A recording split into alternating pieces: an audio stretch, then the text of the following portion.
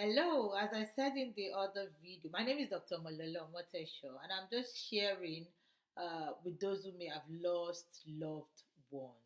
One of the things that would help you is to have routine. Maybe after the funeral and all that, make sure that you have some sort of routine, something that gets you out of bed, something that gets you going, because it really would help. If your schedule is just blank, once people go back to their tents, to your tent, so Israel, and leave you to your heirs and leave you to your children or your family, you would feel so alone, worse than when it first happened. So have a routine, even if it is going for you know early morning riser or prayer service at 7. Have something that gets you out of bed. It really would help. As I said in the other video, think more about the positive memories the deceased left you with. As I've said to people, when some die, some are relieved.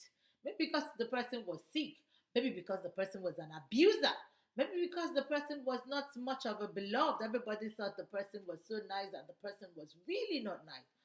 Or maybe because the person was not just kind to you. You could have negative memories, but please talk more about the positive memory. No matter how bad somebody is, there should be at least something positive you can say about that person or just to say. Because the more negative things you say, the more you will feel cheated, the more you feel like you didn't get your pound of flesh or you didn't get to resolve things. Maybe you were, you know, you had you had animosity with the person, or you were going through a phase, or maybe you were fighting, about something, and the person died. You can no longer judge this person. You cannot bring this person to your court. So just remember the positive things, or just forgive and let go. Self care and soul care, very, very important. You need to care for yourself and care for your soul. You do not want to lose your soul because somebody has passed on.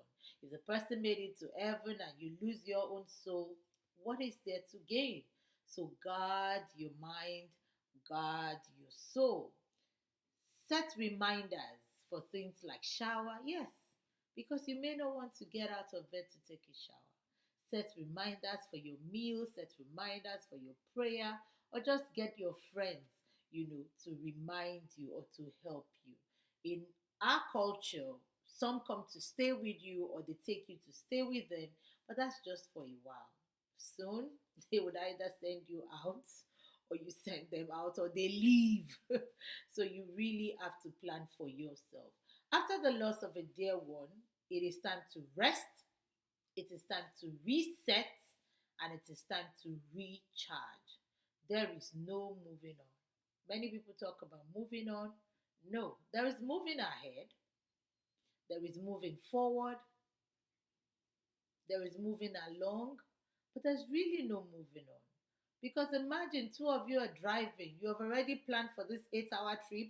I will drive for 5 hours, then we'll rest for 2 hours, then you will drive for 3 hours, and suddenly the person is gone. Can you move on? No. If you get behind the wheels to drive on, you're driving alone. Whatever plan you had before must be abandoned.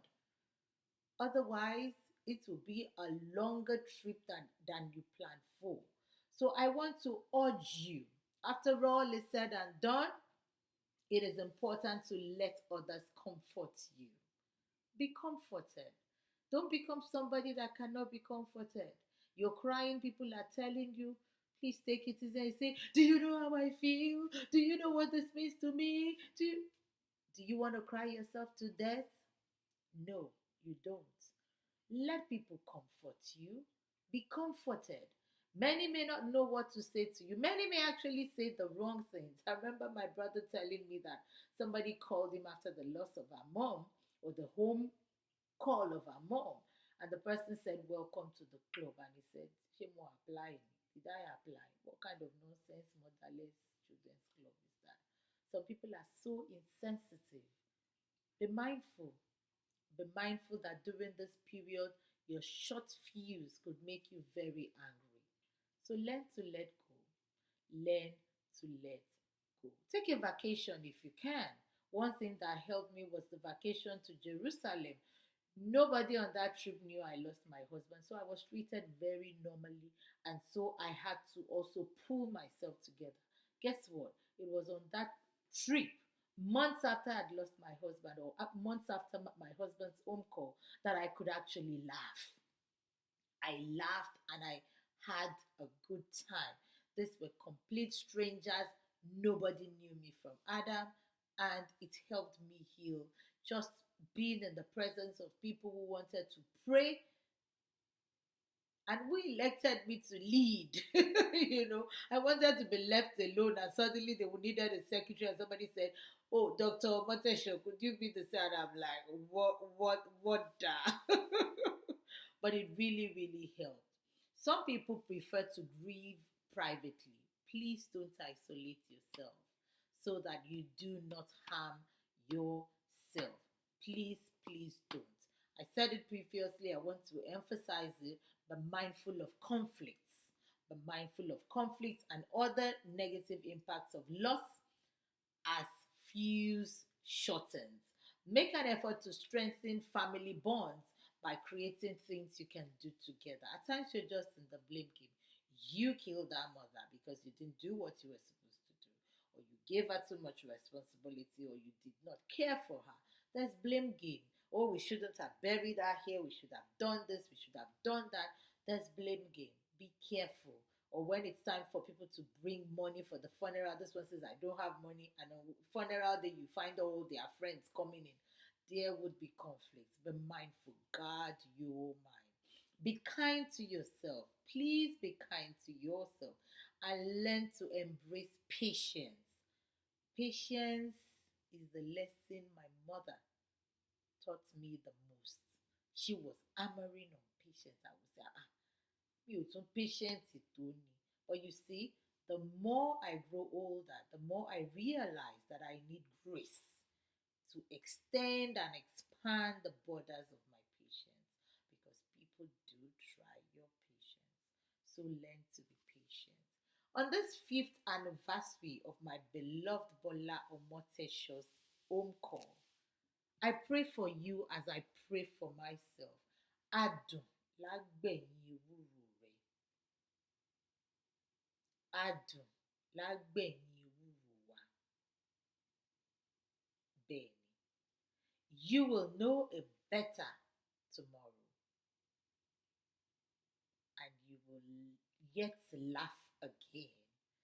You will yet know the joy